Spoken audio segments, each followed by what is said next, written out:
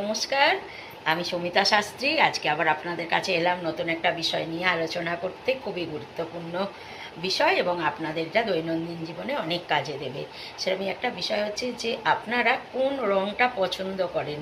আপনারা যে রঙটা পছন্দ করেন সেই অনুযায়ী কিন্তু আপনার মন মানসিকতা তৈরি হবে এবং সেই মন মানসিকতা অনুযায়ী কিন্তু আপনার জীবনে আপনি ততদূর এগোতে পারবেন যতটা আপনি মন মানসিকতাটাকে তৈরি করতে পারবেন।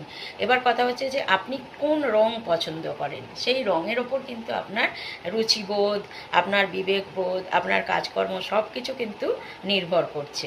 মানে আপনার দৈনন্দিন জীবনে কতদূর এগোতে পারবেন তার কিছুটা অংশ কিন্তু আপনার এই রং দেখে বোঝা যাবে। আপনি যে রংটা পছন্দ করেন মন থেকে, কে কী পছন্দ করছে কে কী বলছে না, আপনি মন থেকে কোন রংটা পছন্দ করছেন। যেমন আপনি ধরুন কালো রংটা পছন্দ করেন, তাহলে কালো রঙের গুণাগুণটা জানতে হবে আপনার মধ্যে সেই কালো রঙের প্রভাবটা আছে।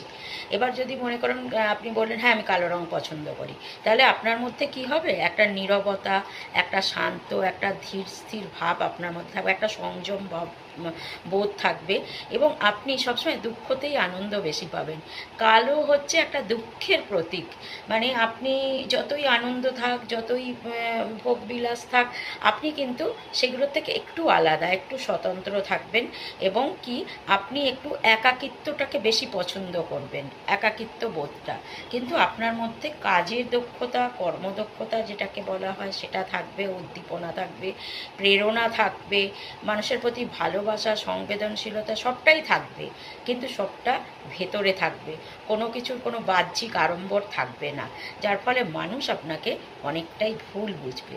তো সেই জায়গা থেকে আপনাকে এগোতে হবে, ভালো থাকতে হবে, মানুষের সঙ্গে ঠিক মতন মিশতে হবে এবং কালো রঙকে আরও বেশি পছন্দ করতে হবে।